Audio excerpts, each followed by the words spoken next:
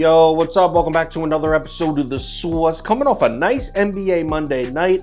VIP went 5-1. Knicks picked up a huge win over the Celtics. That was dope.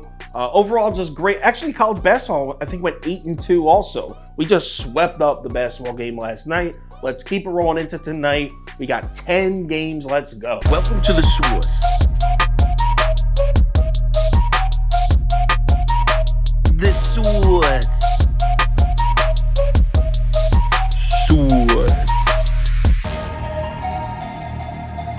Hey, get the Source. First up, Lakers on the road in Memphis. This is a 7:30 p.m. tip time. Total sitting at 230.5. This line opened up Memphis minus 3.5. Obviously, that line opened up before LeBron James got hurt the other night because as of last night, it was up to 8.5, and now it's up to Memphis minus 9. Public slightly leaning Grizzlies, sharp money all over the Grizzlies. Let's take a quick look at our spreadsheet. According to the model, the line for this game should be Memphis minus 5.08. So we're looking at a 4-point lean towards the Lakers. But again, model doesn't take into consideration that LeBron isn't playing. To be honest, I really still don't trust this Memphis team. They started off the season 31-13. They're just 5-10 since that. They're just 5-10 in their last 15 games. They really have not been the same since Steven Adams got hurt. Here's the good news for Memphis. They really seem to have found their stride at home. They've won 4 straight at home, and they beat some good teams too. They beat Chicago, Minnesota, Utah, and Denver.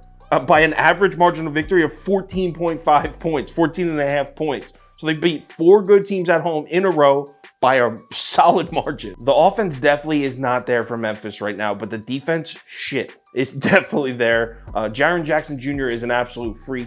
In the month of February, Memphis is 4th in the NBA in defensive efficiency, but they're 2nd in the NBA in defensive efficiency at home. Jaren Jackson Jr., heavy favorite to win Defensive Player of the Year this year, and deservingly so. We already know he's going to be following Anthony Davis around all night tonight. So without LeBron James on the floor, and with AD being clamped by the best defender in basketball, where are the points coming from for the Lakers? Remember, there's no D'Angelo Russell for the Lakers either. So we're looking at guys like Malik Beasley, Austin Reeves, Rui Hachimura. Those are the type of guys we're looking at to come into Memphis and cover this number. And this is one of the best home teams in the NBA, the Grizzlies are. And with AD in such a tough matchup against Jaren Jackson Jr. and no LeBron, I really don't see how I can get there. So I'm going to lay the points. This isn't going to make my top bets tonight, but I'll put a few dollars on it. I'm on Memphis. Side note, this one comes from Prop Beaver. Anthony Davis is averaging 17 rebounds a game in his last 8 without LeBron James on the floor. So what I'm going to do, I'm going to take Memphis minus 9 for a small bet. And I'm going to put another small bet on Anthony Davis over rebounds. I think it's at 11.5 or 12 or something. Next game. Milwaukee is in Brooklyn. This is a 7:30 p.m. start. Total set at 230.5. And this line opened up Brooklyn plus 5. This line's been moving. We're now up to Milwaukee minus 6.5. As expected, public is all over the Bucks, but actually the money's closer to even. So there are some sharps out there that like Brooklyn in this spot. Let's take a quick look at our spreadsheet. According to the model, the line for this game should be Brooklyn plus 14.94. So huge lean on Milwaukee. What is that? 8.5 point lean. To me, even after the line movement at 6.5, this number still seems low to me. I mean, the pick seems too easy. Milwaukee's won, what, 60 games in a row? Now, like 14. But they've won 1,000,000 games in a row. Nets not looking the greatest. So what I did was, when the pick seems too easy, I purposely searched to try to find angles for the other side. So I was purposely looking for angles for Brooklyn. In the month of February, there are 2 main statistical categories where Brooklyn is decent. Just 2.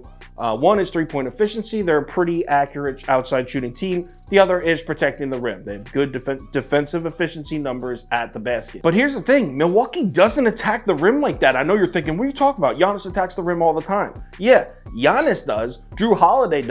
But that's the thing. As a team, no one else out of those 2 guys attacks the basket. Here's the Bucks shot distribution from the last 30 days. 20th at shot frequency at the rim, 29th from mid-range, 4th from 3. So yeah, Giannis and Drew Holiday, they attack the rim, but those are the type of guys that are going to get their buckets regardless of what defense they're on. Other than that, the Bucks are just primarily loaded with shooters. Want to know how the Brooklyn Nets have been defending the 3-point shot in the month of February? Awful. 27th in the NBA. They can't stop anyone from hitting 3. The other strength for the Nets that I said earlier was 3-point efficiency. This team hits 3s at a pretty solid rate. Want to know who's first in the NBA defending the three-point shot in the month of February? Yep, you guessed it, the Milwaukee Bucks. I know this looks trappy as hell, but the line's moved a 1.5. That definitely makes me feel more comfortable betting the Bucks here. The reason I bet the Heat last night was everyone was betting Philly and the line didn't move. Not exactly the case here. The line's moved a 1.5. So I'm on the Bucks here. I'm also taking Spencer Dinwiddie under 18.5 points. So Milwaukee minus 6.5. Spencer Dinwiddie under 18.5 points. Next game, Washington at Atlanta. This is a 7:30 p.m. tip. Total set at 235, and this line opens up Atlanta minus 5. Another line that's been on the move. This one's actually all the way up to Atlanta minus 7 now. Public slightly leaning Hawks. Sharp money all over the Hawks. Let's take a quick look at our spreadsheet. According to the model, the line for this game should be Atlanta minus 1.92. So we're looking at a 5-point lean on Washington here. Looks like we got a little bit of a buy low, sell high situation. You got the Atlanta Hawks coming off 2 straight wins. Washington Wizards coming off 2 straight losses. This game was being played a week ago. This line would probably be Atlanta minus 2.5, somewhere in there. Kristaps Porzingis out again for the Wizards. I believe this is his 2nd straight game he's missing. Monte Morris is questionable as well for Washington. And if you look at his numbers, he doesn't look like a massive part of the offense, but this dude is efficient as hell. In the month of February, he's shooting 54.1% from the floor and 45.8% from 3. He's also averaging 5.3 assists per game. He only averages 10.4 points a game. So like I said, it doesn't look like a massive hit to Washington's offense. What concerns me is they really don't have any depth at point guard. In fact, without Morris, who's facilitating on that team? Bradley Beal? DeLon Wright? Like, who's running the point on that team without Monte Morris? If Monte Morris ends up playing, I'm definitely on the Wizards. In fact, I'd probably take Wizards plus 7 and put it on my top bets. If he doesn't play, I'm still on the Wizards. It just won't be that heavy of a bet. It'll be one of my smaller bets. So Wizards plus 7. How much I like it depends on Monte Morris' injury status. Next game, Chicago on the road in Toronto to play the Raps. Another 7:30 p.m. start. Totals down at 219.5, and this line opens up Toronto minus 4. So this line has actually moved up. It's now bouncing back and forth between 4.5 and 5, depending on what your favorite sports book is. Public is all over the Bulls here. Everyone's loving Chicago right now. Let's take a quick look at our spreadsheet. According to the model, the line for this game should be Toronto plus 3.51. So we're looking at a huge lean on the Bulls, like 7.5, 8 points on the Bulls. So we can all come out and say it now. This Bulls defense is officially for real. In the month of February, they are 2nd in efficiency behind only the Milwaukee Bucks. And yeah, Toronto's a tough place to go play. But what do I always say? Defense travels. That being said, this Raptors team runs a very unique offense. 38.5% of the Raptors' field goal attempts over the last month have come from mid-range. That's 2nd in the NBA, only to the Phoenix Suns. There are very few teams in today's NBA that feature the mid-range shot, that center their offense around the mid-range shot. Toronto's one of them. And that's the kind of thing that could throw a defense off. That's something that's just unique like that. Kind of reminds me of a scrambling quarterback in the NFL that has like blazing speed. It doesn't matter if you're playing an elite defense. If you have a unique element like that, it can throw anyone off balance. I know everyone's riding that Bulls high right now, right? They look at the last 2 games and they're like, Chicago plus 4.5, Chicago plus 5. That's a steal. But hold up. The Raps have won 5 of their last 6 at home in Toronto, and the Bulls have been ass on the road all year. Chicago's just 10-20 on the road this season. Line moves up despite the books taking heavy action on Chicago. I'm laying them here. I'm on the Raps. Give me Toronto minus 4.5. Next game, Sacramento on the road in OKC. This is an 8 p.m. tip. Total set at 235, and this line opened up Oklahoma City plus 2.5. Public is all over the Kings on this one. Line keeps bouncing back and forth between 2.5 and 3. There's a couple injury designations that we need to see on this one, so we'll have to keep an eye on it. Let's take a look at our spreadsheet. According to the model, the line for this game should be OKC plus 0.49. So we're looking at about a 2.5 point lean on the Thunder. I'm actually going to skip this one for now. We don't know if De'Aaron Fox is going to play, and that's huge. If he plays, I like Sacramento. Actually, while I was recording this, it looks like the line moved up to 3.5 now, so maybe that means he is going to play. I'll tweet it out later. I really don't know which way I'm going on this one yet. Next game, Denver on the road in Houston, 8 p.m. tip. Total set at 232. This line opened up Houston plus 11.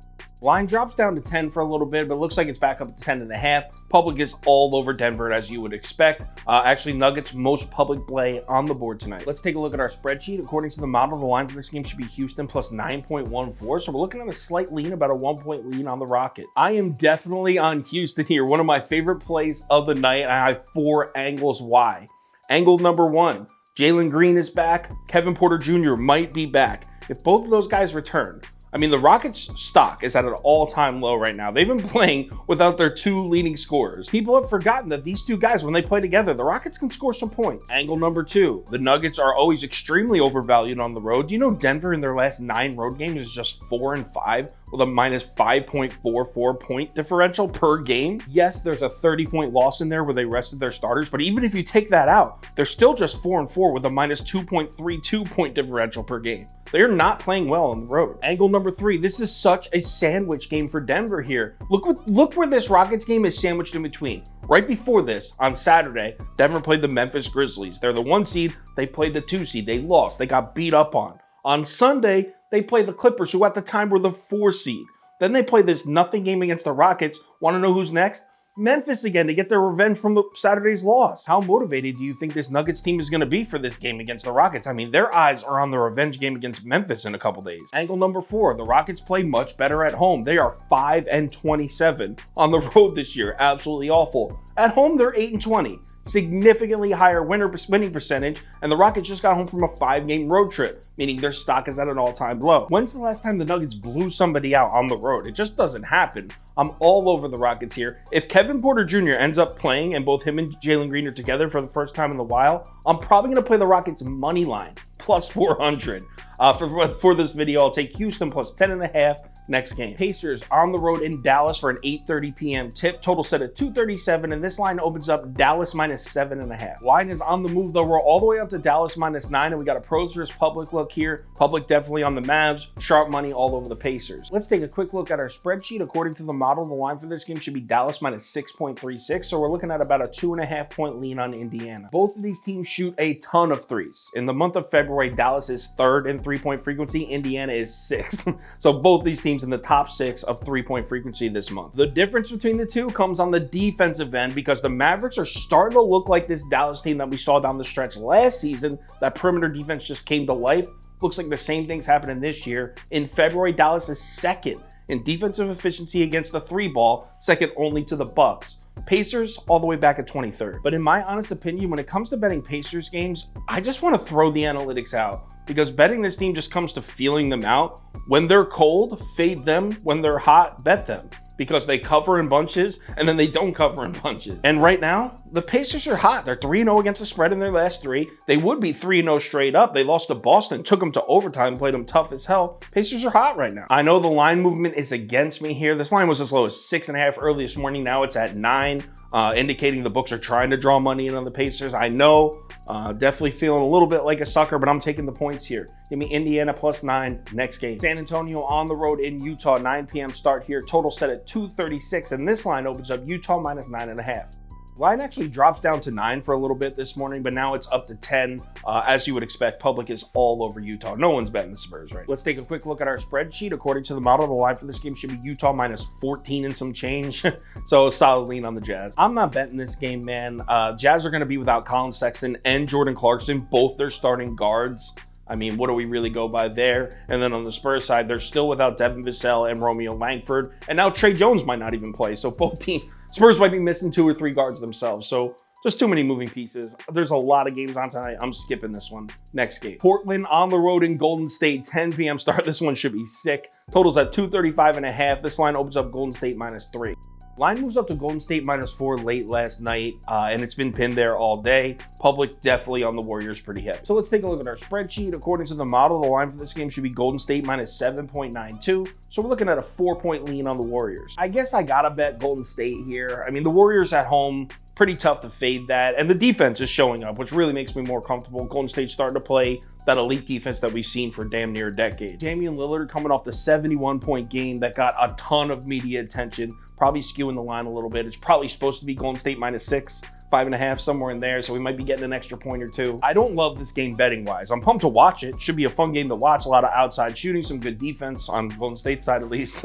I'm pumped to watch it. As far as betting, I'll probably put a half unit, 0.75 unit on Golden State minus 4. Won't be one of my top bets. Next game. T-Wolves at LA to play the Clips. This is a 10 p.m. start. Total set at 233.5, and this line opens up Clips minus 7.5. Line drops down to 6. Now it's looking like it's settled in at 6.5. Public's pretty close to even on this one, slightly leaning Clippers. Let's take a quick look at our spreadsheet. According to our model, the line for this game should be Clippers minus 5.61. So we're looking at a very slight lean on Minnesota. I can't make a call on this one right now. We can't bet this game yet. Rudy Gobert is questionable, and so is Zubac, both the centers. So if Gobert plays and Zubac doesn't, I'm probably going to bet Minnesota. If Gobert doesn't play and Zubac does, actually, if Gobert doesn't play, period, I'll definitely be betting the Clippers. If Gobert doesn't play and Zubac plays, I'm betting the Clippers pretty heavy. So as you can tell, a lot of moving parts here. I'm not going to bet this one yet. Definitely leaning Clippers. I will let you know. For updates on these bets, I'll let you know on Twitter, so give me a follow there if you're interested. Also, if you want the final ticket, which has my top bets, parlay of the day,